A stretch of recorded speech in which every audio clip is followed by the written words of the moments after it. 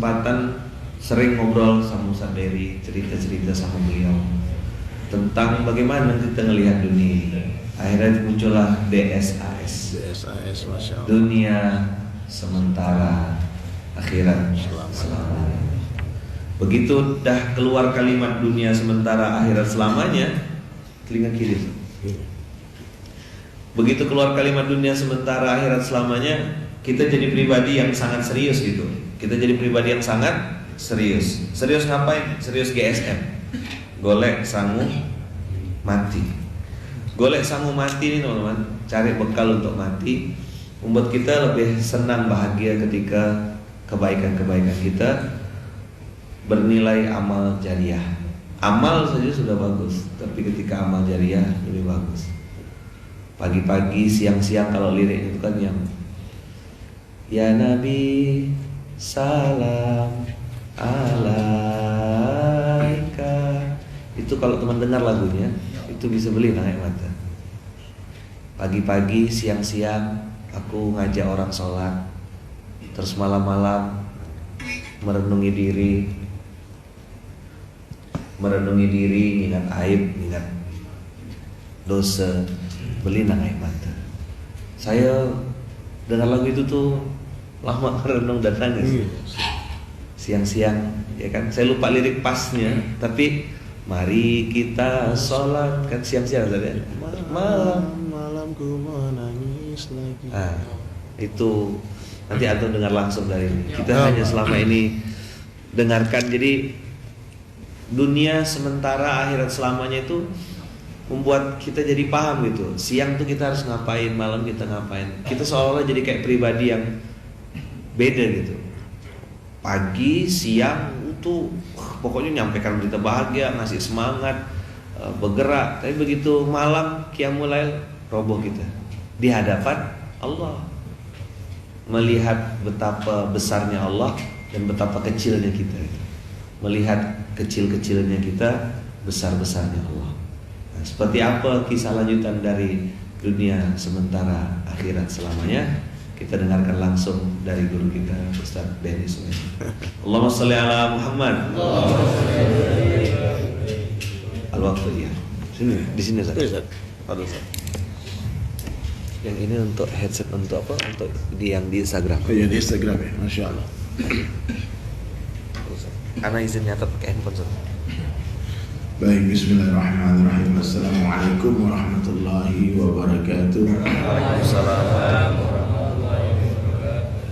Innal hamdalillah nahmaduhu wa nasta'inuhu wa nastaghfiruh wa nu'minu bihi wa natawakkalu alayhi wa na'udzu billahi min shururi anfusina wa min sayyiati a'malina. May yahdihillahu fala mudilla lahu wa may yudlil fala hadiya lahu. Asyhadu an la ilaha illallah wahdahu la syarika lah wa asyhadu anna Muhammadan 'abduhu wa rasuluhu la nabiyya ba'dahu. قال الله تعالى في القرآن الكريم أعوذ بالله من الشيطان الرجيم بسم الله الرحمن الرحيم كنتم خير أمة أخرجت للناس تأمرون بالمعروف وتنهون عن المنكر وتؤمنون بالله وقال النبي صلى الله عليه وسلم من أحيا سنتي فقد أحبني ومن أحبني كان معي في الجنة أو كما قال رسول الله صلى الله عليه وسلم. Baik hadirin sekalian, Ustaz Luqmanul Hakim, ya, guru kita semua, gurunya bangsa ini. Kemana-mana saya pergi berkeliling, orang selalu bercerita bangga ikut kajian subuh ini. Wah, aku ikut kajian. Bahkan kawan-kawan teman di Jakarta yang artis-artis yang tadinya tidak ada minat dengan agama, namun asbab SMK ini, Masya Allah, banyak perubahan Ustaz. Semoga Allah terus jadikan Ustaz Luqman sebagai asbab hidayah, amin. Terus dicintai sama seluruh umat, ya, bahkan bukan hanya umat Islam tapi seluruh manusia, Amin ya Rabb. ya. Karena kenapa hadirin sekalian? Karena memang Allah hantar kita ini untuk manusia, ya. Allah hantar kita untuk siapa? Manusia. Ukhrijat linnas. Manusia itu bukan hanya orang Islam, non Muslim itu manusia juga, ya. Orang Hindu, orang Buddha, orang Nasrani, orang Yahudi, orang ateis, ya. Mohon maaf ya, semua teman-teman yang hari ini bermasalah dengan dirinya. Selama mereka manusia, maka Allah hantar kita untuk mereka. Untuk apa? Memberi manfaat. Nah, manfaatnya ta'muruna bil ma'ruf wa tanhauna 'anil munkar wa tu'minuna billah. Masya Allah. Mesti wajah Ustaz nampak nih. Suara saya jadi dua adil. Muka Ustaz, suara saya. Kurang jauh. Ustaz. Nah, Ustaz. Lanjut Ustaz. Jadi kita ngobrol-ngobrol santai aja. Kalau saya kan ngopi, ngobrol perkara iman. Ya orang bertanya kenapa iman diobrolkan? Ya karena iman ini perkara yang paling penting. Kalau nggak diobrolkan, hilang dia. Ya. Iman ini nyarinya susah, hilangnya mudah. Ya. Iman ini nyarinya susah, hilangnya mudah. Kalau nggak kita jaga ini iman yang mencuri siang malam 24 jam. Iblis la'natullah ini tidak akan curi harta kita, tak akan curi pangkat jabatan kita. Iblis tidak akan mencuri popularitas kita, tak akan curi mobil kita. Kata kita bagus, kata iblis nggak ada apa-apa itu mobil. Dia nggak berminat dengan mobil kita. Apa yang dicuri iblis? Iman. Kenapa? Karena selain Allah, selain Rasulullah SAW, selain para sahabat Nabi, selain malaikat-malaikat, yang tahu harga iman itu ya iblis. Iblis itu tahu harga iman. Sekecil-kecilnya iman, Allah akan harga dengan surga yang luasnya 10 kali lipat dunia, itu iblis tahu. Nah, maka semua kita harus jaga iman. Dengan cara apa? Dakwah. Di hari kita bicara kebesaran Allah, hari itu iman kita meningkat. Dan di hari kita bicara kebesaran selain Allah, hari itu iman kita turun. Kenapa iman kita hari ini turun naik? Karena kita tidak istiqamah bicara kebesaran Allah. Karena kita bicara kebesaran pengusaha ini orang kaya, wih, itu orang kaya. Mesti tak boleh ucapan ini keluar dari mulut orang beriman. Siapa yang kaya? Nggak ada yang kaya. Itu hartanya orang kaya, siapa yang punya? Allah. Itu orang hebat itu. Nggak ada yang hebat. Siapa yang hebat? Allah. Oh, itu penguasa. Itu kita mau ketemu gubernur, ketemu bupati, wali kota, mau ketemu presiden. Hari ini orang bangga, Pak. Dalam pandangan orang beriman, orang kaya tak lagi terlihat hebat. Dalam pandangan orang beriman, raja-raja tak lagi terlihat perkasa, gagah. Biasa saja. Ya. Orang beriman tak terkesan melihat keduniaan seseorang. Orang beriman itu memandang manusia dengan pandangan mahabbah, kasih sayang. Ketika melihat orang kaya, kasihan. Jangan sampai orang kaya ini tidak masuk surga. Ketika melihat penguasa, pejabat-pejabat, bukan ingin jabatannya, bukan kita ingin turunkan dia dari jabatannya, tidak. Seperti Rasulullah SAW, kalau datang kepada para pejabat, kepada raja-raja, itu yang Nabi lakukan pertama di awal suratnya, menenangkan hati raja-raja. Kami datang ke sini bukan untuk mengambil alih kerajaanmu, tidak. Ini bahaya Pak. Kita kadang-kadang dakwah ini salah, Pak. Datang ke orang kaya, yang kebayang duitnya orang kaya gimana pindah ke duit ke kantong kita, itu masalah. Sehingga kita sudah punya musuh dulu orang kaya. Dia nggak suka nih kalau ustaz ini datang pasti proposal. Kalau ustaz ini datang pasti uang keluar lagi. Bukan begitu. Jadi kita datang ke orang kaya, kenalkan mereka kepada Allah. Sehingga nanti ketika iman masuk di hati orang kaya, mereka akan gembira menyerahkan hartanya tanpa harus diminta. Dia tahu ini harus bangun masjid, ini bangun pesantren, nggak usah minta-minta. Dia lihat saja, dia tahu. Tapi kalau nggak ada iman, Ustaz, kadang-kadang sudah kita jelaskan berjam-jam, tidak paham juga. Nggak cair juga. Bahkan setelah kita jelaskan, kita kena ceramah lagi, nggak dikasih duit juga. Nah, makanya hati-hati. Dai ini datangnya jazbahnya mesti satu saja, hidayah. Jazbah semangatnya dai itu mesti hidayah saja. Melihat siapa saja. Kalau kita lihat siapa, yang kita pikirkan hidayah. Kita lihat presiden, pikir bagaimana presiden dapat hidayah. Bukan bagaimana cara menggantikan presiden, tidak. Lihat gubernur juga begitu, ya Allah beri hidayah gubernur ini ya Allah. Sehingga kalau dia dapat hidayah, nanti dia akan bantu agama Allah. Jadi saya teringat Ustaz, saya pernah khuruj ke India Ustaz. Saya pernah keliling-keliling di India, terus kita lihat satu madrasah, ribuan santri. Lalu madrasah tadi diceritakan sama orang tempatan, itu madrasah tidak menerima bayaran, gratis. Maknanya semua orang belajar di sana itu tidak berbayar. Dan di sana alhamdulillah orang kalau menilai yang gratis itu ta'zim. Beda dengan kita. Kita kalau gratis diremehkan Ustaz. Ya. Nah, maka di Indonesia nih kata guru saya itu, kamu jangan bikin pesantren, jangan digratiskan semua. Karena ada sebagian orang yang tidak bisa menghargai perkara yang gratis. Nah, jadi takjub ribuan santri, gurunya dibayar, muridnya pun dikasih uang, kadang-kadang kasih makan. Terus kita kan berpikir dari mana uangnya? Bagaimana cara menjalankan madrasah ini? Maka satu orang maulana di sana menjelaskan, sekiranya iman masuk di hati orang-orang kaya, maka mereka akan gembira menyerahkan hartanya untuk agama tanpa diminta. Ketika iman masuk di hati para ulama, ini ulama ini banyak yang tak beriman juga, Pak. Ilmu banyak, iman tak ada banyak. Ilmu tinggi, iman tak ada. Ya. Ketika iman masuk di hati para ulama, maka ulama ini akan gembira menyerahkan ilmunya, memberikan ilmunya tanpa harus dibayar. Dan ketika iman masuk di hati orang-orang miskin tak akan meminta dan berharap kecuali hanya kepada Allah. Masya Allah. Ajib. Dia jelaskan begitu. Kalau orang kaya beriman, dia senang memberikan hartanya, membagi-bagikan hartanya. Kalau iman itu datang di hati para ulama, maka ulama pun gembira memberikan ilmu tanpa harus dibayar, tidak perlu dibayar. Dan ketika iman datang di hati orang miskin, mereka tidak akan meminta. Jangan meminta, berharap pun tidak akan mungkin kepada orang-orang kaya. Nah, ini hadirin mulia, perkara yang paling penting yang harus kita ulang-ulang pembicaraannya. Kekuatan yang terdahsyat di dunia ini adalah kekuatan iman. Kekuatan apa? Iman. Tidak ada kekuatan yang melebihi kekuatan iman. Kecerdasan yang paling dahsyat di dunia adalah kecerdasan orang beriman dan bertakwa.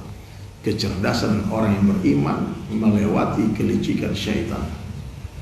Ya, kecerdasan orang beriman melewati kelicikan syaitan. Orang beriman itu tahu dia lagi ditipu syaitan. Di sana. Nah, maka hadirin mulia, iman ini harus diusahakan. Hari ini kita orang umat ini bingung kalau kita bicara usaha atas iman. Tapi kalau usaha atas benda-benda, usaha atas minyak, usaha atas emas, usaha atas beras, orang tahu. Ya. Tapi kalau kita bicara usaha atas iman, ini usaha apa lagi ini? Kenapa? Karena memang umat tak tahu harga iman. Tapi kalau kita tanya berapa, apalagi kalau orang Muzalab tentu tahu harga beras ya. Berapa harga beras kilo? Berapa? Itu yang kualitas ajib. Kalau kita tanya harga emas berapa? Emas 1 gram. Nih jarang beli emas saya. Ya. Berapa harga mobil? Berapa harga tanah? Hafal. Berapa harga garam? Berapa harga kecap? Ibu-ibu cepat jawab. Tapi kalau kita tanya berapa harga iman, maka semua bingung berapa harga imannya. Sekecil-kecilnya iman, Allah Subhanahu wa taala hargai dengan surga yang luasnya 10 kali lipat dunia. Emas sebesar debu tak ada harganya, berlian sebesar debu tak ada harganya. Nah, ini jarang dibicarakan kekuatan imannya. Hari ini mohon maaf ya, banyak orang mudzakarah, dia bikin majelis membicarakan kekuatan ekonomi. Betul ya? Umat Islam harus kaya, umat Islam harus punya harta. Ini bagus kalimatnya Pak, sepertinya bagus, tapi pada salah. Umat Islamnya harus punya iman. Dia mau kaya atau miskin gak ada masalah. Kaya dan miskin itu equal. Kaya dan miskin itu sama levelnya, derajatnya. Tidak ada orang kaya lebih mulia sedikit pun daripada orang miskin, atau sebaliknya. Tidak ada hubungannya kebahagiaan dengan kekayaan, kesusahan dengan kemiskinan. Itu harus fix dulu Pak dalam hati orang beriman. Nah, jadi jangan sampai hadirin sekalian kita beranggapan ada hubungannya kebahagiaan dengan harta. Berarti antum telah menghina Allah, telah mencabut sifat maha adilnya Allah. Iya. Ini berat diceritakan Pak. Banyak orang tidak mengerti. Orang pikir gimana bisa bahagia kalau nggak ada harta? Bisa Pak. Ya. Coba lihat banyak guru-guru kita.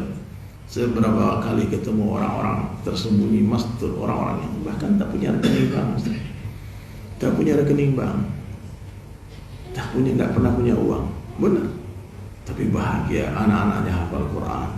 Bahkan kalau kita tanya udah kemana aja, Ustaz, udah keliling dunia. Itu gimana biayanya? Allah.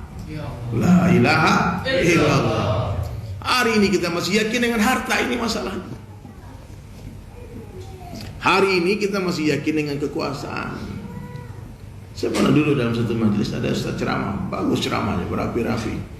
Dia bilang umat Islam harus berkuasa. Kalau kekuasaan tidak di tangan kita, bagaimana dakwah bisa tersebar? Semua semangat. Nampaknya betul kalimat ini Pak, tapi guru saya mengatakan ini kalimat diucapkan oleh musuhnya Allah. Orang yang menganggap dakwah tersebar dengan kekuasaan, dakwah tersebar dengan harta, mereka tanpa sadar telah menafikan Allah. Ya, dakwah itu tersebar bukan dengan kekuatan ekonomi, tapi dengan kekuatan iman, dengan nusrah gaibiahnya Allah Subhanahu wa taala, pertolongan gaibnya Allah.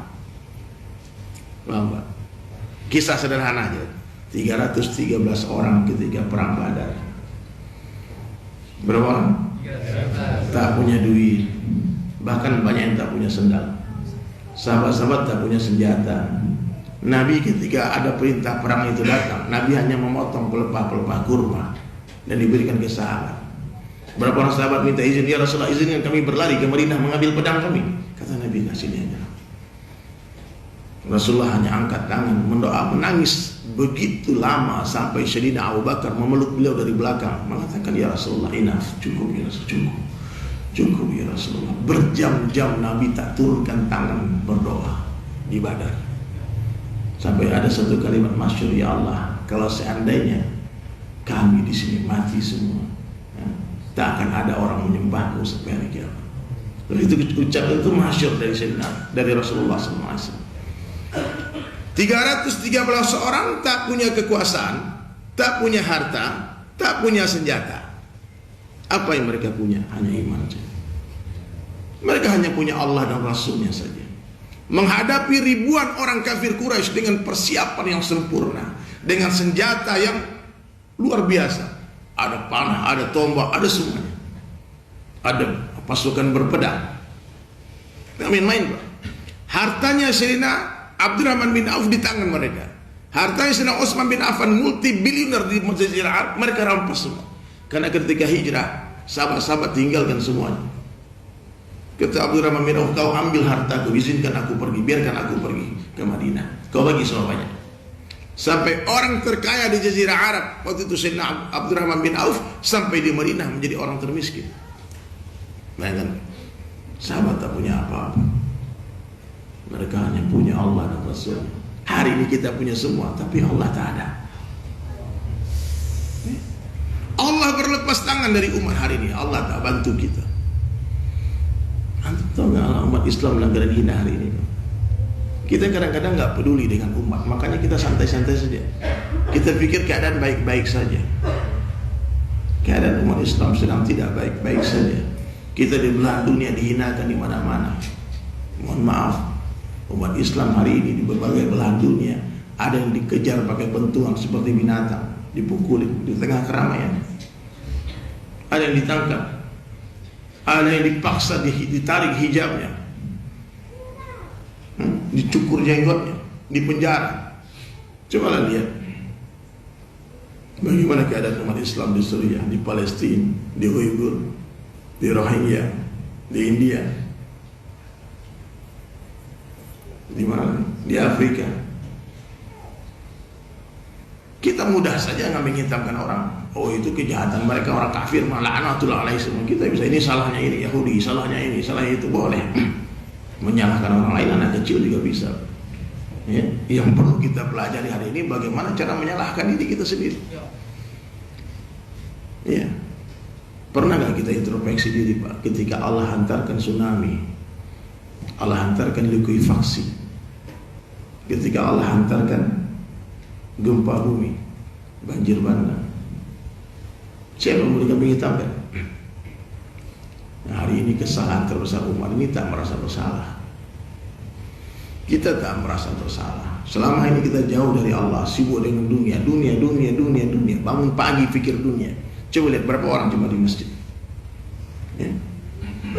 Ini masjid, salah satu masjid terbaik di Indonesia Pak. Coba antum berjalan Pak. Saya datang ke kampung-kampung, nangis kita lihat keadaan masjid. Kadang tak ada muazzinnya.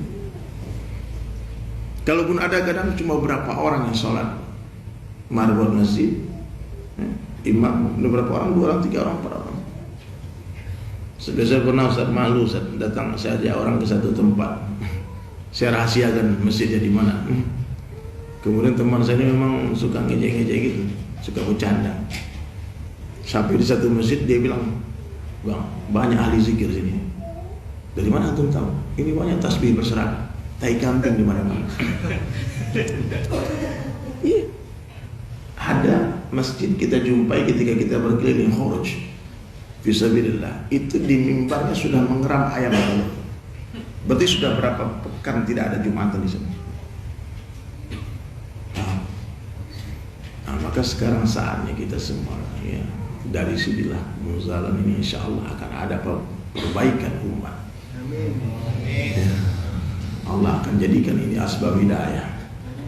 Ya, ambil cinta di langit, tebar di bumi. Ya, dakwah. Dakwah ini bukan perintah Allah yang dibuat karena menyikapi sebuah keadaan, bukan. Karena di sini banyak maksiat, kita dakwah sini, bukan. Karena di sini banyak pelacuran, banyak perjudian, kita dakwah sini, bukan.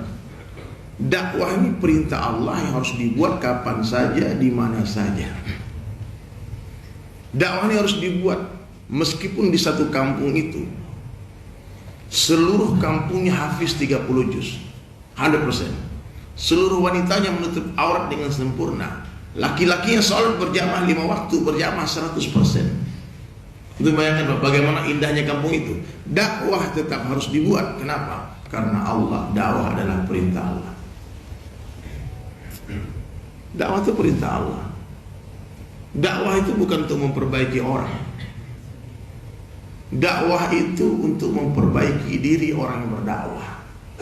Allah tahu Nabi Musa alaihissalam ya, berdakwah kepada Firaun diperintah, dan Allah tahu Firaun tidak akan dapat hidayah. Itu Allah sudah tahu. Kenapa Allah perintah Nabi Musa berdakwah dan ucapkanlah kalimat yang lama lembut wahai Musa.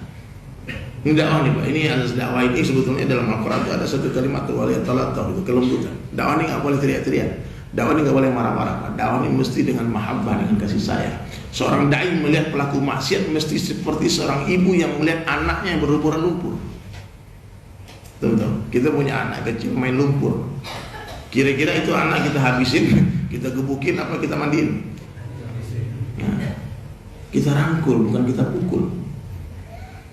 Jadi umat ini anggap seperti anak-anak kita semua. Kita harus pandang dengan pandangan mahabbah, kasih sayang. Kalau sudah ada kasih sayang Pak, maka tidak lagi jijik kita melihat umat. Maka guru-guru kita, para ulama-ulama, para masyaikh, mereka tak lagi jijik membersihkan kotoran di toilet dengan tangan mereka. Padahal itu kotoran orang lain. Kita nggak jijik ketika membersihkan kotoran anak kita ya, atau istri kita, orang yang kita cintai, itu kita nggak jijik kalau dia muntah, dia sakit-sakitan, kita beresin. Tapi kalau orang lain, tunggu dulu. Tapi tanda mahabbahnya orang kepada seorang saudara muslimnya, dia tak lagi jijik ketika melihat tempat toilet yang kotor dibersihkan dengan tangan. Saya ada beberapa orang ketemu kiai-kiai yang santrinya puluhan ribu orang. Setiap malam amalannya membersihkan toilet pesantren dengan tangan beliau, sehingga tidak ada gangguan, kesombongan. Mohon maaf, di dalam tubuh orang-orang berilmu, di dalam diri orang-orang kaya, ada satu pohon yang bernama kesombongan, yang mana pohon itu akan terus tumbuh dan sangat berbahaya kalau kita tak memangkasnya. Maka dengan khidmat, dengan melayani umat, ini akan mengikis semua kesombongan di hati. Paham ya? Nah, jadi ketika kita melihat pelaku maksiat hadirin mulia, kita pandang dengan pandangan mahabbah, sayang, kasihan. Lihat anak-anak pang di jalan, kasihan. Lihat anak-anak metal, kaum saya. Jadi orang-orang bertato, orang-orang homeless, tak ada rumah di pinggir jalan. Mampu gak kita merangkul mereka, memeluk mereka, menyuapkan mereka makan? Nah, ini penting hadirin sekalian. Maka hati ini harus dibenarkan. Kita harus tahu, yakin dakwah adalah perintah Allah. Orang lain itu sarana dakwah, diri kita sasaran dakwah. Orang lain apa?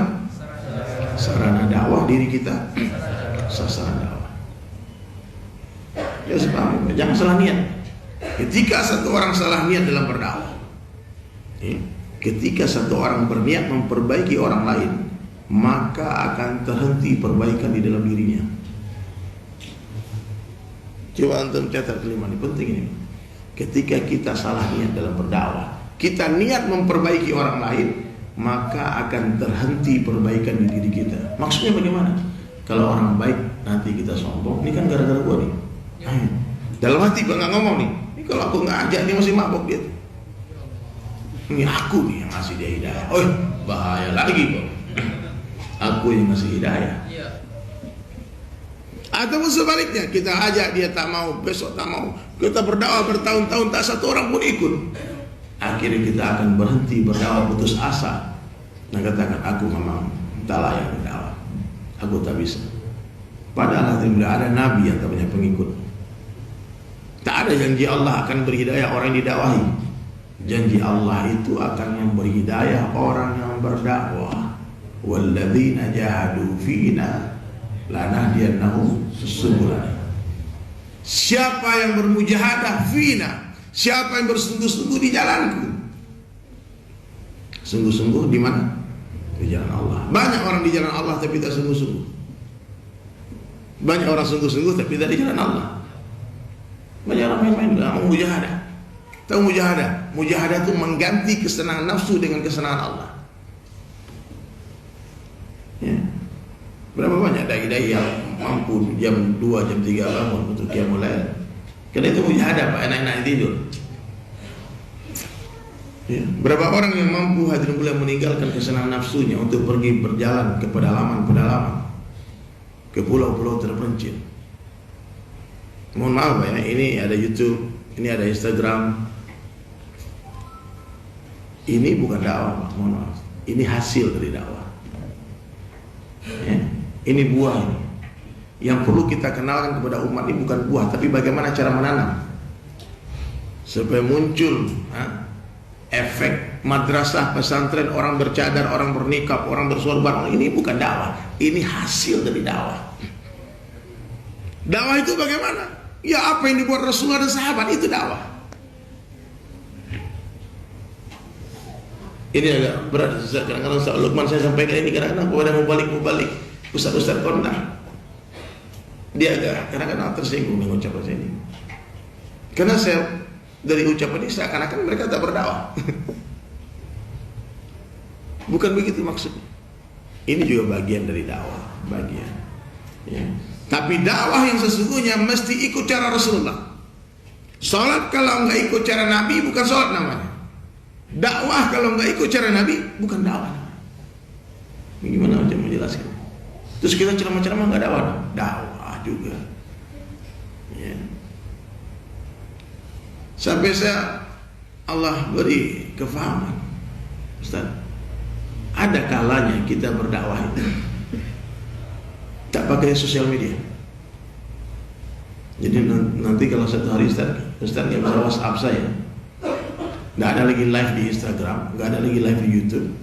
Berarti saya lagi menghilang. Saya lagi dakwah dengan cara Nabi, mendatangi orang yang tak mengundang, datang kepada semua orang. Membesarkan Allah saja, tak perlu perkenalkan diri kita, tak ada poster, tak ada DSIS, tak ada munzalah. Datang kepada semua orang dengan harta sendiri, hanya membesarkan Allah. Paham? Mendatangi bukan didatangi, mengajak bukan diajak. Oh ini berat, ini berat. Kita di zona nyaman dakwah dengan sosial media ini, Ustaz. Di mana-mana kita dimuliakan orang, disanjung orang, dipuji orang, banyak. Ini bisa kenain juga bahaya. Maka penting sekali-sekali kita lari, kita menghilang dari dunia ini. Ya, saya pernah ngalamin itu, lucu juga. Kadang-kadang itu, saya diundang satu masjid, ini kisah nyata nih Pak, di Jakarta. Diundang satu masjid, acara Hari Besar Islam. Tahu sendirilah kalau sebagai pemateri kan, diundang sebagai ustadz di acara Maulid Nabi. Posternya besar, foto saya itu. Oke, dari Sulaiman, dai kondang, dadang, bawa dai kondang. Datang disambut. pakai rebana, pakai hadro. Talal badru alaina. Masya Allah, dikawal nih, ada bodyguard, dikawal, nggak boleh. Hati-hati, jangan dipegang Ustaz, jangan disalamin. Nih. Jangan foto-foto, udah, pokoknya ada pengawalan. Udah. Beberapa bulan kemudian, saya datang ke masjid yang sama, tapi tak diundang. Saya datang mau itikaf di sana, saya bawa jamaah jalan kaki dari Ambon. Saya diusir di sana. Diusir kan. Terus dia bilang, Ustaz, tidak kenal saya Pak, ini sama takmir masjid. Tahu Ustaz, tapi maaf lah, tidak bisa itikaf di sini. Bisa nggak malam ini kami ingin di sini, karena orang-orang tua berjalan kaki ini udah jam 11 malam. Tidak, kalau bisa cari masjid lain aja. Semalam-malamnya hari kami keluar dari masjid itu. Jadi baru saya pahami, kenapa Rasulullah SAW diusir? Kenapa Nabi ini dicaci maki orang, dibilang gila, dilempar batu, diludahin? Karena Nabi datang kepada orang yang tidak mengundang. Nabi datang kepada orang yang tidak berminat. Saya sering mendengar kalimat dari Ustaz Abdul Somad, dikatakan ini bukan dakwah, ceramah, cerita ramah-ramah. Ceramah ini Pak, anak kecil juga bisa, maaf ya. Ya Ustaz ya, kita bisa latihan anak antum umur 3 tahun, 4 tahun yang bisa bicara, latih bicara bisa. Bicara agama itu seringan lidah, tapi mengamalkan agama seberat badan. Berat juga. Boleh catat. Nih terus di kolom komentar. Bicara agama seringan lidah, mengamalkan agama seberat badan. Kalau kita tak ditolong oleh Allah, tak mampu kita ke masjid, tak mampu kita menghidupkan sunnah, maka minta tolong, ya Allah, tolong aku ya Allah, aku lemah ya Allah, mampu ya, tolong aku ya. Ya, nggak mungkin, kekuatan fisik kita nggak mungkin mampu. Antum bayangkan, itu di Temboro, di Madrasah Al-Fatah, mungkin di sini juga ada ya. Itu orang salat tarawih 30 juz. Kita baca Quran setengah juz, 1 juznya udah ngantuk-ngantuk. Ini berdiri dari Isya sampai subuh. Tidak masuk akal, itu orang-orang tua Pak, umur 60 tahun, 70 tahun Pak, dia mampu. Berarti yang berdiri bukan kekuatan kaki dia, bukan kekuatan fisik dia, tapi kekuatan iman dia. Ya. Kekuatan yang maha dahsyat, yang akan menumbangkan seluruh kekuatan kerajaan. Iman. Allah itu pernah menghancurkan kerajaan terbesar di dunia hanya dengan seekor nyamuk yang sudah rusak sebelah sayapnya. Ingat kisah itu.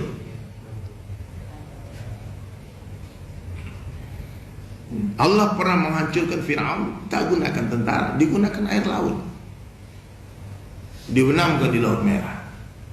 Allah hancurkan Qarun, dibenamkan di dalam tanah. Allah kalau mau benamkan orang, suka-suka Allah aja, di mana aja Allah suka bisa. Mau dibenamkan di laut, oke. Dibenamkan di daratan juga oke. Dan ketika Nabi Musa AS berdakwah ke Fir'aun, sekian lama berdakwah siang dan malam, sampai satu hari Allah hancurkan Fir'aun. Ternyata Nabi Musa AS tidak kembali ke Mesir menjadi raja, tapi Nabi Musa AS melanjutkan perjalanan ke Madian.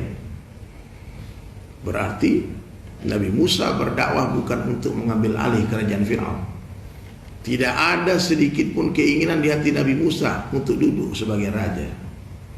Maksud dakwahnya Nabi-Nabi bukan untuk mendapatkan kerajaan dunia, tapi mengajak seluruh manusia untuk jadi raja-raja di surga semua. Paham Pak? Jadi kalau antum dakwah, sebut-sebut bawa-bawa nama Islam, tapi ujung-ujungnya hanya untuk kekuasaan di dunia, kita rugi Pak. Mestinya gunakan dunia untuk agama, jangan sampai gunakan agama untuk dunia. Tadi banyak orang terjebak, tertipu. Ketika Nabi Musa AS berdakwah ke Qarun, Nabi Musa difitnah hari-hari, sampai satu hari tak sanggup lagi Nabi Musa melihat kezaliman Qarun. Dan Nabi Musa pun angkat tangan berdoa. Ini kalau Nabi-Nabi sudah angkat tangan berdoa, kes. Kecuali Rasulullah tak mau dia mendoakan kehancuran kepada umatnya. Nabi Musa tak sanggup lagi katakan, ya Allah, hancurkan Qarun dengan seluruh hartanya. Coba kalau kita yang berdoa, dai-dai akhir zaman, ya Allah, hancurkan Qarun, hartanya tinggalin buat dakwah. Hartanya tinggalin buat bangun masjid, hartanya tinggalin untuk bagi-bagi buat pesantren. Ya, maka hati-hati. Ada suatu quotes, satu perkataan Sayyidina Ali yang masyhur, yang sering saya sampaikan, ya. Siapa yang yakin dengan harta, maka Allah pasti akan kurangkan hartanya. Siapa yang yakin dengan kekuasaan, Allah pasti akan hinakan dia. Siapa yang yakin dengan ilmunya, Allah pasti akan sesatkan dia. Siapa yang yakin dengan akalnya, Allah akan matikan akalnya. Tapi siapa yang yakin kepada Allah, Allah tak akan pernah kurangkan hartanya, tak akan pernah dihinakan dia, tak akan disesatkan dan tak akan dimatikan akalnya. Siapa yang mendapatkan aku, kata Allah, dia akan dapatkan segala-galanya. Dan siapa yang kehilangan aku, dia akan kehilangan segala-galanya. Tidak masalah kita kehilangan seseorang karena Allah, jangan sampai hilang Allah karena seseorang. Tidak masalah kita kehilangan pekerjaan karena Allah, jangan sampai hilang Allah karena pekerjaan. Hilang pangkat dan jabatan karena Allah, hilang popularitas karena Allah, no problem. Biasa aja Pak, datang dunia itu biasa, hilang dunia biasa. Datang ke pangkat biasa, hilang pun biasa. Datang istri biasa, hilang istri biasa. Datang suami biasa, hilang suami biasa. Orang beriman, ma fi qalbi ghairullah, nah ada di hatinya kecuali Allah. Tanda-tanda orang beriman Pak, dia tak terkesan dengan hiruk pikuk gonta-ganti suasana dan keadaan di dunia. Dipuji tak senang hati, dibuli tak sakit hati. Kesedihan orang beriman hanya ketika hilang amalan, ketika hilang Allah, hilang sunnah, baru sedih. Kalau hilang orang, pergilah. You go your way, I go my way. If you love me, I love you. If you don't like me, I don't care. You go your way, I go my way. Ini agak berat kalimat ini Pak. If you like me, I like you. If you don't like me, I don't care. You go your way, I go my way. Nggak ada bucin-bucin, aku nggak ada. Kalau nggak ada kamu mati ya Pak. Iya Pak. Biasa-biasa ini yang lagi jatuh cinta kepada makhluk, biasa saja. Yang lagi benci biasanya, kadang-kadang yang kita cintai biasa jadi kita benci. Sebaliknya juga begitu. Maka dalam urusan dunia ini flat orang beriman, biasa saja. Nggak terkesan sama dunia. Jadi kalau kacamata dunia sudah kita lepas, ganti kacamata akhirat. Kebalik-balik kelihatan semua. Ya, kemuliaan bagi para pecinta dunia, kehinaan bagi para pecinta akhirat. Sesuatu yang dikejar-kejar oleh pencinta dunia, itu yang dihindari oleh pencinta akhirat. Ini berat Pak, ini ngomongnya mudah Pak. Kadang-kadang dunia masih menggoda-goda juga. Miliki aku, dia tipu-tipu kita Pak. Kata dunia, miliki aku muliakan kamu. Setelah kita memiliki, dia hindarkan kita. Apa kata dunia? Bang, miliki aku bang, aku bahagiakan kamu. Setelah dimiliki, dia susahkan kita. Kurang ajar, penipu. Iya, yes, dia tipu-tipu kita. Coba lihat berapa banyak orang kaya yang stres Pak, susah.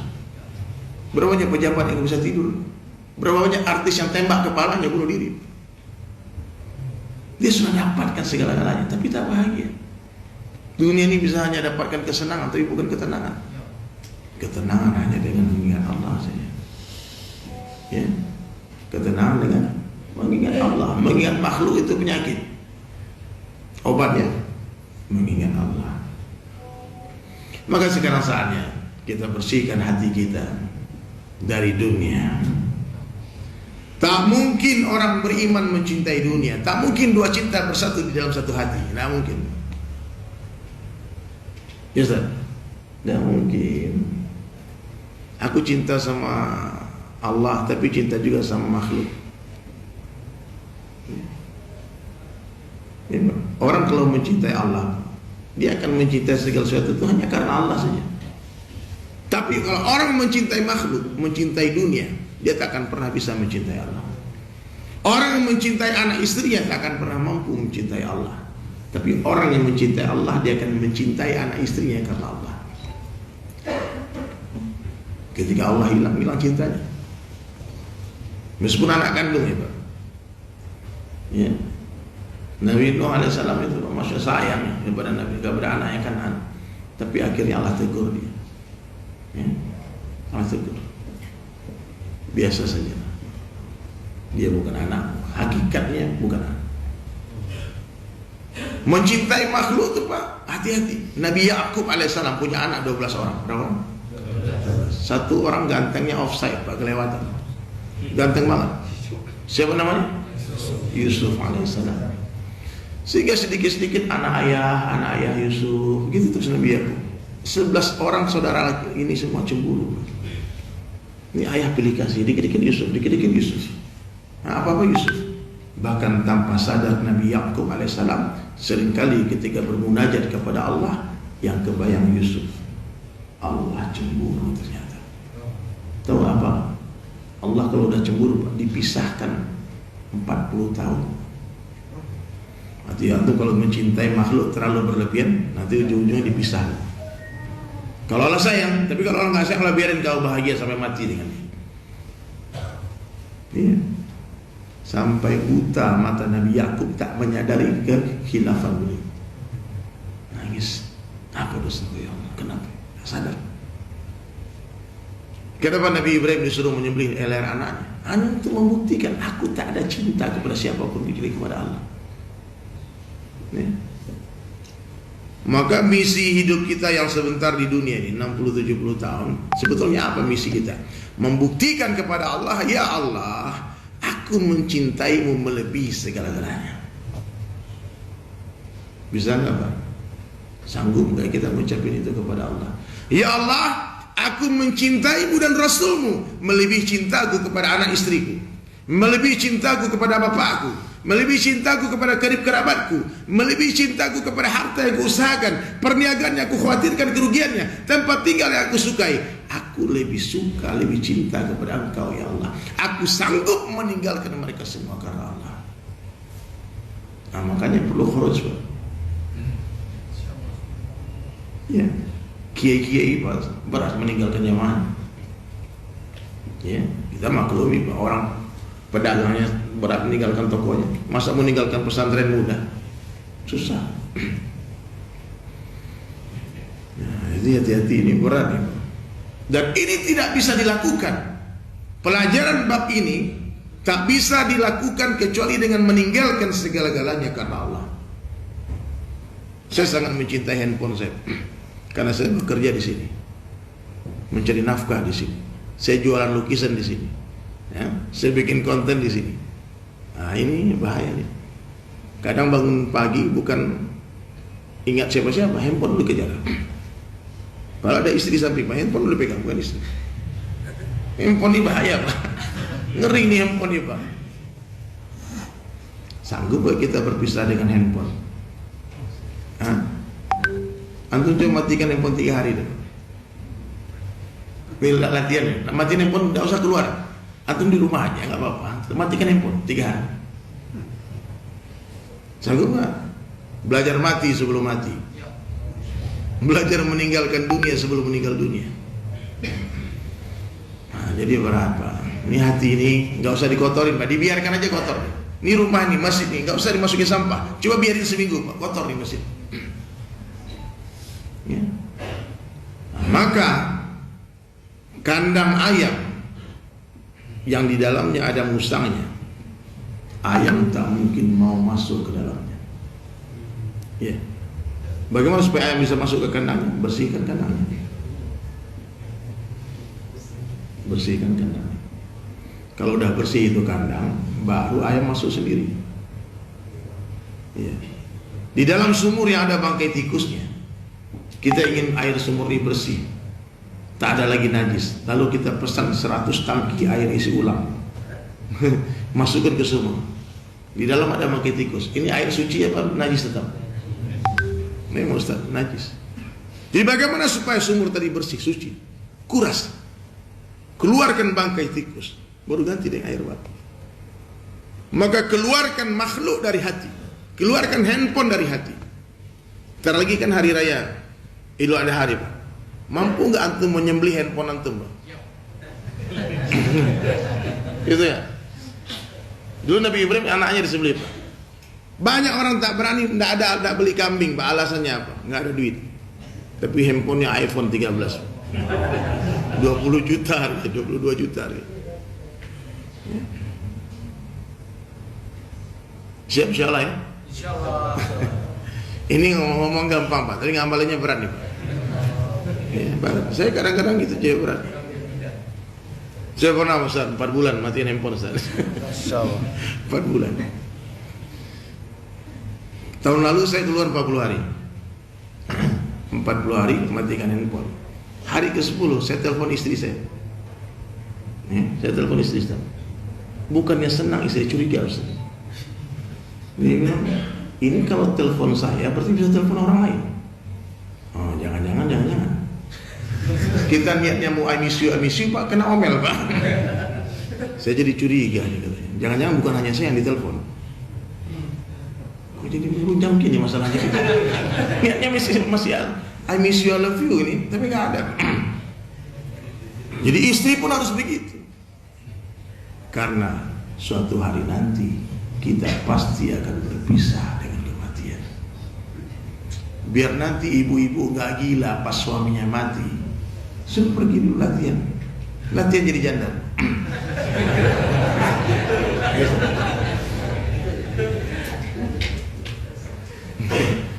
Ya kaget. Coba bayangkan setiap hari bersama, tiap pagi dia bangun ada suami, tiap pagi ada suami. 40 tahun menikah, tiap pagi ada dia, suatu pagi tak ada dia. Gimana perasaan? Maka Allah Subhanahu wa ta'ala sengaja memisahkan orang yang saling mencintai di dunia karena Allah, karena dakwah. Kenapa? Karena Allah sedang berencana mengumpulkan kita selama-lamanya di surga. Tidak masalah berpisah sementara untuk bersama selama-lamanya, daripada bersama sementara dan berpisah selama-lamanya. Betul ya? Hakikat perpisahan yang sesungguhnya bukan di dunia, bukan kematian, tapi ketika satu orang masuk surga, satu yang di neraka. Oh, itu baru ngeri. Hadirin sekalian, panjang cerita kita nih. Ustaz Lukman belum ngomong. Allahu Akbar, banyak kali yang komen Ustaz. Gimana nih, siapa aja yang nonton nih? Dari mana nih?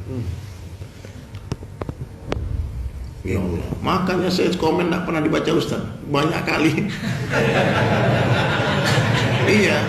Saya kalau Ustaz live, saya komen-komen terus. Terus orang ngingetin, Ustaz ada dari Sulaiman, Ustaz dari Sulaiman. Enggak juga dibaca. Memang ribuan komen rupanya, Masya Allah. Allah. Oh iya deh, Masya Allah. Kayong. Oh, kemarin saya dari Kayong Utara, Ustaz. Masya Allah. 4 jam, 5 jam nih, speedboat. Saya pikir mau syahid nih, ya Allah. Sekali-sekali kalban syahid.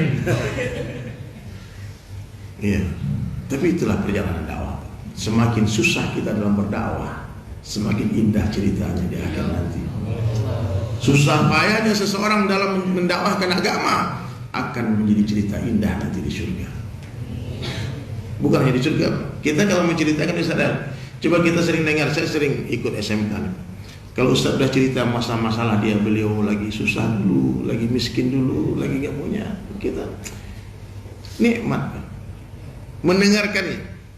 Apalagi kalau kita melihat orang yang kita dakwahi berubah.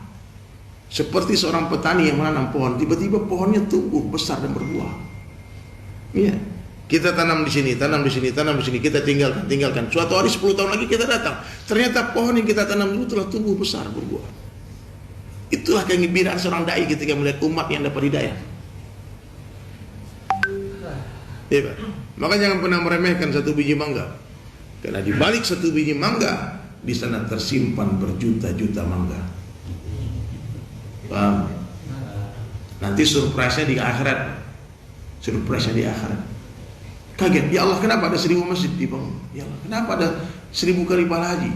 Kenapa ada 1000 pahala habis Quran? Ya Allah, kenapa? Saya cuma ngajak satu orang saya masuk Islam. Antum ngajak satu orang masuk Islam, kemudian antum mati. Habis dia syahadat asyhadu an la ilaha illallah wa asyhadu anna muhammadar rasulullah. Kemudian kita syahadatkan dia dan kita mati. Paham? Berarti berapa orang yang diajak semua? Ternyata orang yang kita ajak tadi Pak jadi ulama. Dia pergi ke Amerika, Islam kan 1000 orang. Dia pergi ke Eropa, Islam kali ratusan orang. Dia bangun pesantren, dia bangun masjid. Asbab satu orang tadi, ternyata muncul berjuta-juta orang Islam. Nih teman-teman tahu nggak sahabat namanya Tufail Ad-Dawsi radhiyallahu anhu? Tahu? Tentu orang mondok tahu. Orang yang rajin baca kitab hanya itu sahabat tahu. Tapi kalau orang yang mohon maaf yang jarang dengan ta'lim, ini nama langka, jarang didengar. Betul? Adalah beberapa orang yang mungkin tahu kisah hidup beliau. Dia tak masyhur. Tapi kalau Abu Hurairah tahu nggak? 100% umat Islam pernah dengar nama ini. Tufail Ad-Dawsi radhiyallahu anhu tak terkenal Abu Hurairah. Beliau tak alim Abu Hurairah. Hafalnya tak sebanyak Abu Hurairah. Hadis yang diriwayatkan tak sebanyak Abu Hurairah radhiyallahu anhu merawikan hadis. Tapi para ulama sepakat surganya Tufail Ad-Dawsi radhiyallahu anhu di atas surganya Abu Hurairah. Kok bisa? Karena yang mengajak Abu Hurairah masuk Islam adalah Tufail Ad-Dawsi radhiyallahu anhu. Maka seluruh pahalanya Abu Hurairah otomatis mengalir ke buku catatan amal Tufail Ad-Dawsi. Takbir. Cukup ya. Fix Pak, yakinkan jangan mati dulu sebelum antum Islam satu orang. Ya. Saya banyak jumpa Ustaz, kiai-kiai, Ustaz yang sibuk mengajar sampai lupa berdakwah. Sibuk mengajar. Kan agama ini 4, dakwah ilallah, ta'lim wa ta'allum, zikir ibadah, khidmat. Tidak. Islam itu 4 bagian itu. Tidak boleh dipisah sebetulnya. Tapi hari ini terpisah-pisah. Yang dakwah-dakwah aja dia nggak ta'lim. Yang ta'lim aja nggak dakwah. Yang zikir ibadah zikir aja dia nggak ta'lim juga. Yang khidmat, yang cari duit aja. Sholat nggak mau, bangun masjid mau. Ya? Hari ini umat Islam terpecah-pecah. Mestinya ada 4 urutan yang benar. Dakwah nomor 1, ta'lim nomor 2, zikir ibadah nomor 3, khidmat nomor 4. Ini urutan agama turun. Di Mekah dakwah dulu. Jauh sebelum adanya ini hukum hakam halal haram itu Pak, dakwah dulu. Kemudian muncul kajian dari Nabi sallallahu alaihi wasallam, ini hukumnya ini hukumnya ini. Kemudian baru turun salat, dijemput salat. Baru ada zikir ibadah. Kemudian terakhir baru pembangunan di Madinah, khidmat. Bangun pasar, bangun masjid, bangun fasilitas-fasilitas. Hari ini Pak dibalik. Khidmat dulu, yang paling penting cari duit dulu. Kemudian kalau ada waktu luang untuk ibadah, kalau ada waktu lebih luang lagi ngaji, taklim. Ini sisa-sisa waktu dakwah. Itu masih penting, Pak. Masih mending, masih ada manfaat. Yang lebih parah terpisah. Yang dakwah-dakwah aja dia nggak peduli dengan pesantren, nggak peduli dengan apa-apa. Dia ceramah-ceramah aja, mana-mana keliling-keliling. Yang taklim juga begitu, nggak mau khuruj, nggak mau pergi ke pedalaman, nggak mau naik gunung turun gunung, maunya dijemput naik pesawat VIP terus. Nanti ya. Yang zikir ibadah bolak-balik pergi haji umroh aja kerjanya. Ilmu nggak ditambah-tambah. Serius. Ada orang gitu sibuk ibadah. Yang sibuk nyari duit aja. Oh semangat. Bagus, semua bagus. Amalan selalu bagus, khidmat. Maka kita perlu mengembalikan keadaan seperti di zaman Rasulullah dan sahabat. Dakwah menjadi maksud hidup mereka. Seluruh sahabat profesinya berbeda-beda, tapi kerjanya sama. Apa kerjanya? Dakwah. Dakwah bukanlah sebuah profesi, tapi apapun profesi kita wajib berdakwah. Catat. Ini teman-teman di rumah, tulis kolom komentar. Dakwah bukanlah sebuah profesi, tapi apapun profesi kita wajib berdakwah. Saya Ustaz Luqman Hakim yang mulia, Masya Allah, I love you so much. Aku mencintai antum begitu luar biasa. Selalu mengatakan di majelis-majelis yang saya diundang orang untuk berceramah, saya katakan Dery Sulaiman bukan Ustaz. Ini bukan mengada-ngada, bukan sok-sok tawadhu, tidak. Karena memang saya tahu diri. Saya da'i betul. Saya declare diri saya da'i. Saya bekerja dengan Allah. Saya sudah 22 tahun memakai imamah, memakai sorban ini karena Allah saja. Saya tidak peduli. Saya dimarahin kadang-kadang sama beberapa orang Habib. Kamu sorban lebih besar daripada sorban Habib. Iya, ada yang bilang. Saya bilang Masya Allah. Kan maka kadang-kadang Ustaz saya masuk ke rumah-rumah Habib, saya lepas sorban saya. Saya malu. Mestinya mereka yang pakai. Ya. Saya bukan ustaz, saya seniman. Ustaz Lukman tahu, saya ini penyanyi, saya musisi, saya pelukis. Dulu pelukis potret, sekarang pelukis kaligrafi. Dari dulu sampai sekarang tetap begitu. Dari Sulaiman seorang seniman. Belum naik levelnya jadi ulama, bukan.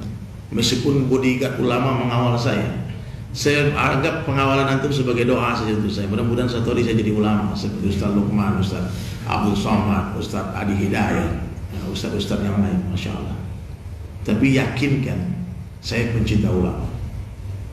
Yakinkan ya, saya debu di sandal mereka dan siap mati untuk ulama. Jadi kalau Ustaz Lukman dihina orang, saya baca, fix saya hina balik dia.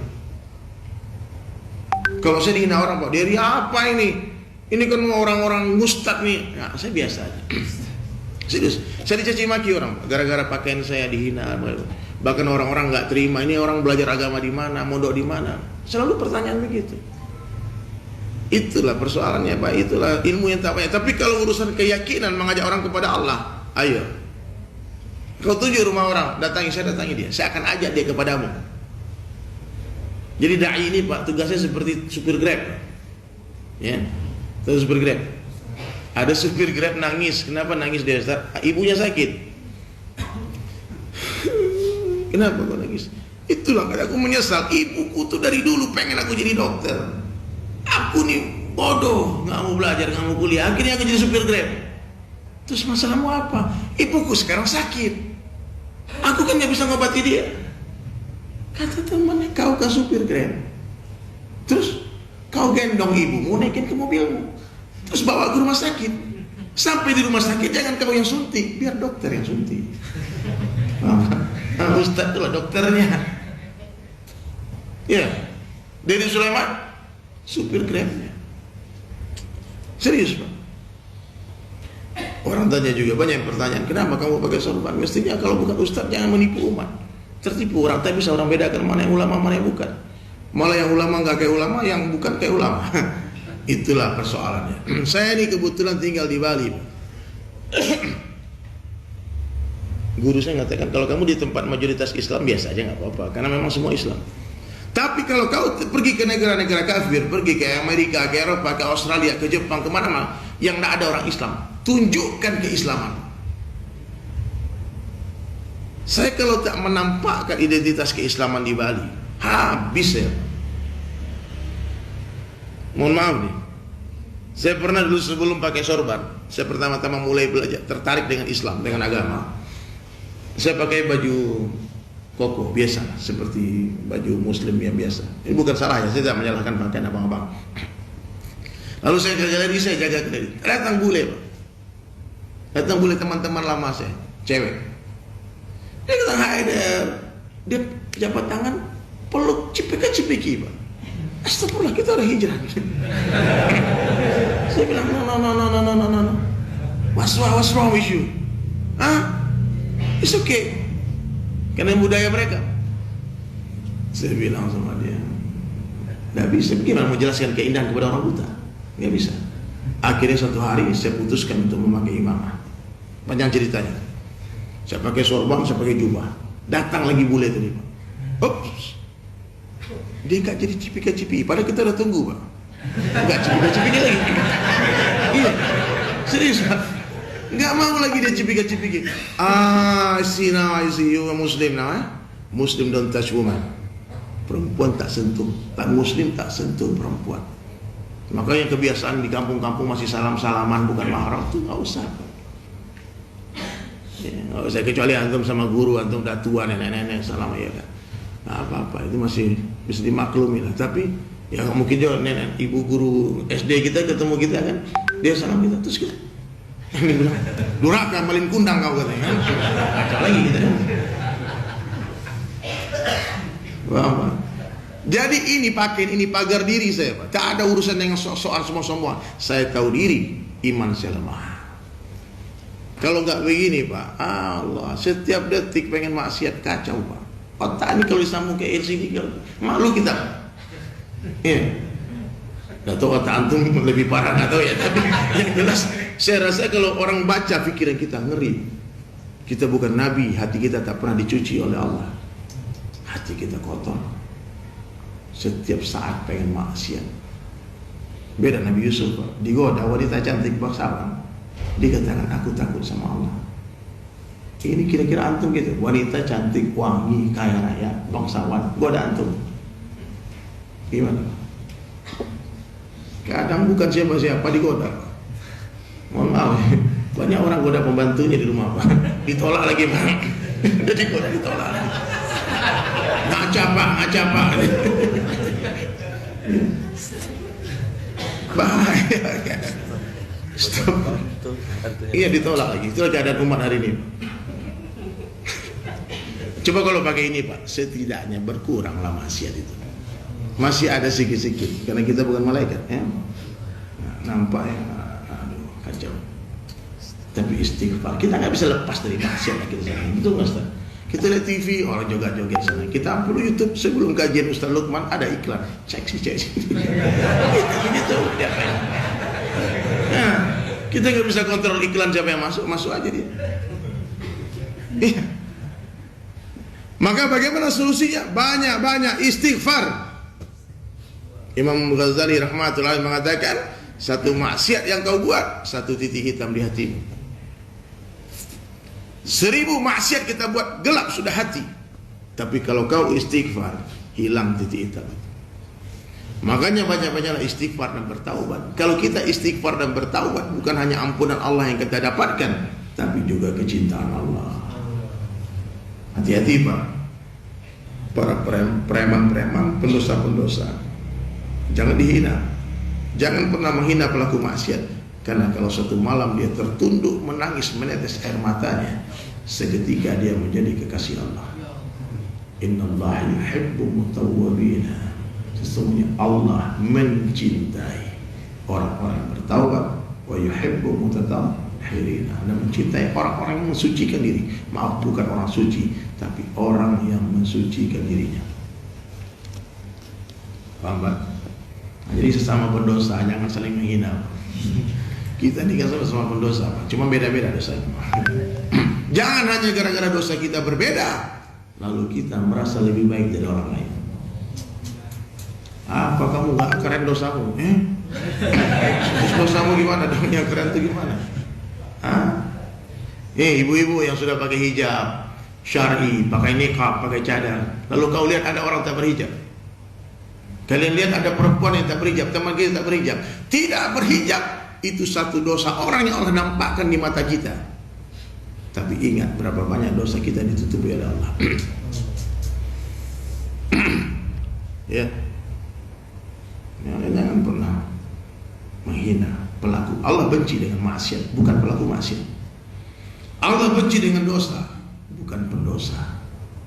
Para pendosa Allah tetap setia menunggu penggemar kita pulang semua. Ya abdi, wahai hambaku, come back to me, kembalilah kepadaku. Nampak ya? Kita benci dengan penyakit, bukan orang sakit. Bilang sama Ustaz Lukman, gimana? Ini tetangga udah 3 tahun sakit terus. Gimana kita matiin aja? Jangan. Matiin penyakitnya, bukan orang sakit. Paham? Kita bunuh penyakitnya. Nah ini dakwah. Nggak bisa, dakwah ini sifat pertama dai itu mahabbah.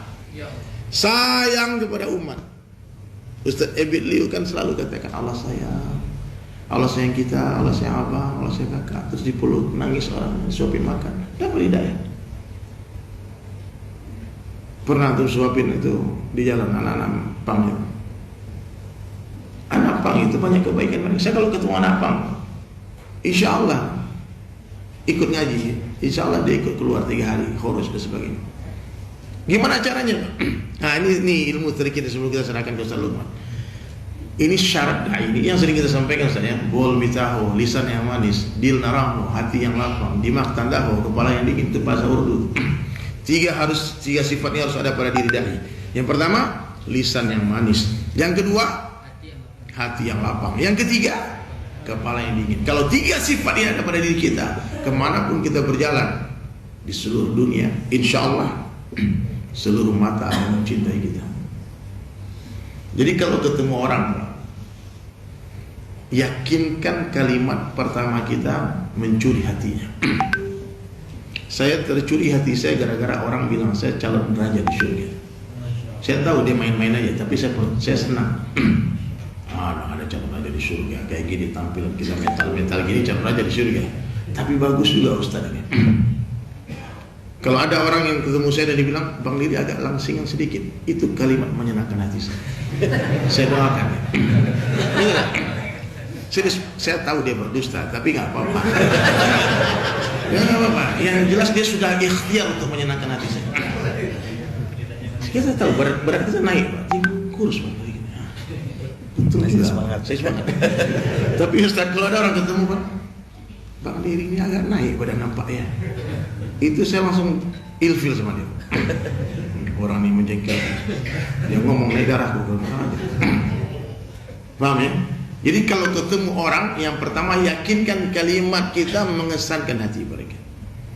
Jadi saya kalau ketemu anak pang, saya selalu bilang, Masya Allah, Bang, antum tahu gak Allah itu sayang sama anak pang? Kok bisa Ustaz? Ya, coba perhatikan anak-anak pang itu. Perhatikan diri kalian. Banyak sunnah Rasulullah di diri anak pang. Apa? Coba Ustaz, anak pang itu satu dunia, seluruh dunia. Itu celananya di atas mata kaki. Enggak isbah. Abang tuh enggak celana kayak gini yang ketat-ketat itu sunnah. Ini atas mata kaki. Oh gitu ya. Dan anak pang satu dunia, termasuk itu Green Day, Rancid itu pakai cilak mata. Saya entah dari mana itu tradisi itu. Bling semuanya. Rancid itu pakai cilak mata semua. Superman is dead, bahkan non muslim pakai cilak mata. Terus apa lagi Bang?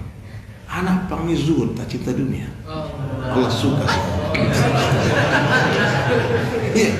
Anak pang itu tidur di mana aja oke, Pak. Makan apa aja oke. Dia nggak terkesan. Maka banyak anak pang dapat hidayah. Dia bertato, mukanya ditato semua, tahu hafal Quran.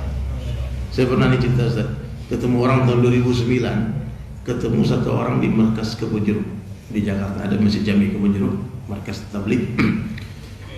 Ada satu orang pakai sorban, tapi tato lehernya tato semua tato. Kemudian dia ketemu saya, dia peluk saya, dia menangis jadi dia nangis.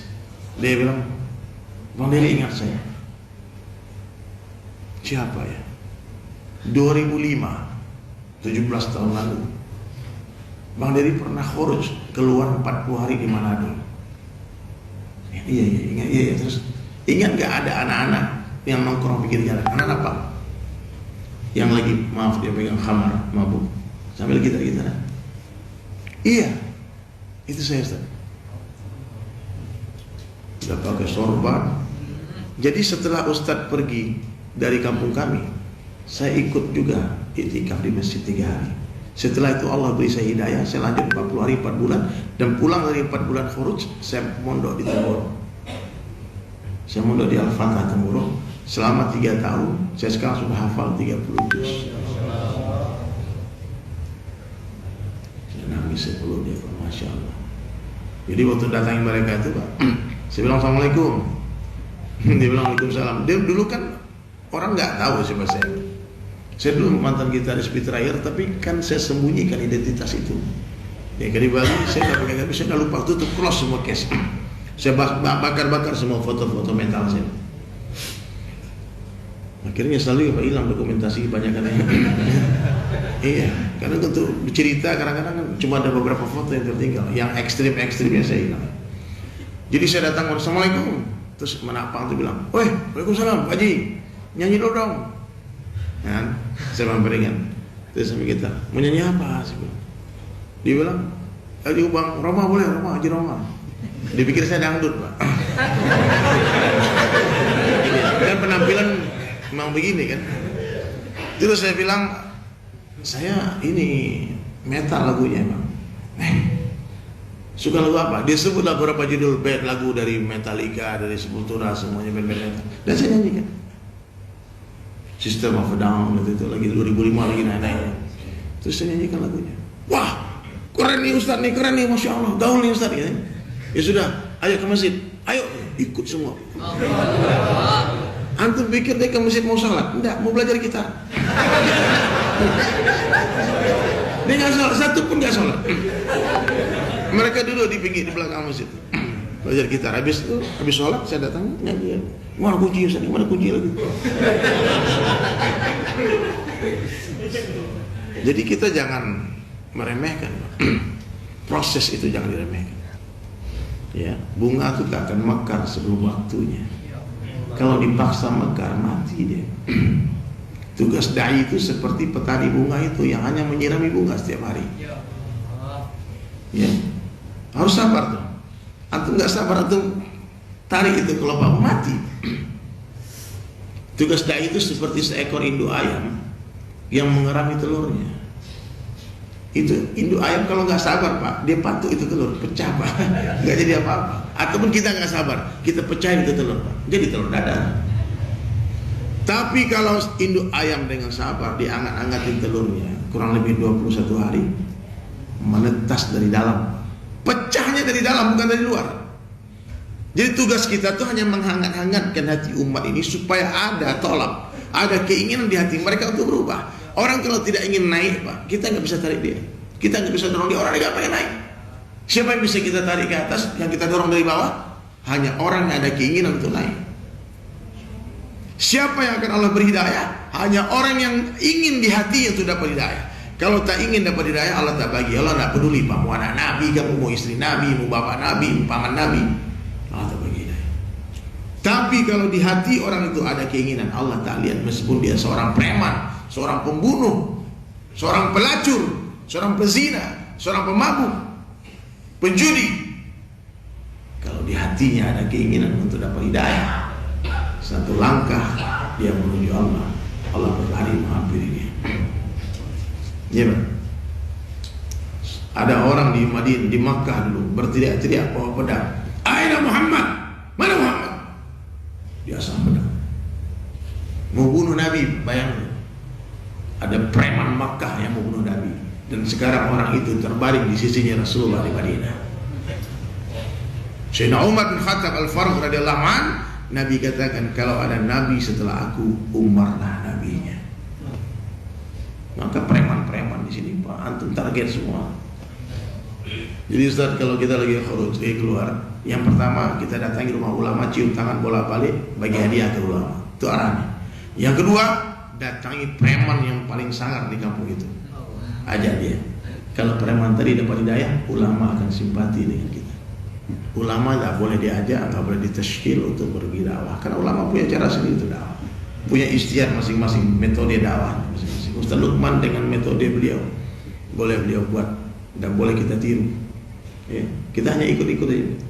Ya, beliau tentu ada saran keilmuan juga dari guru-guru beliau. Ustaz Abdul Somad dengan cara beliau, dia silakan.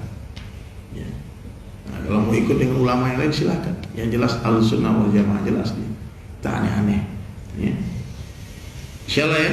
Insyaallah. Mungkin itu ya dari saya. Ada yang mau bertanya, silakan bertanya. Silakan Ustaz Luqman. Mainkan Ustaz. Masya Allah.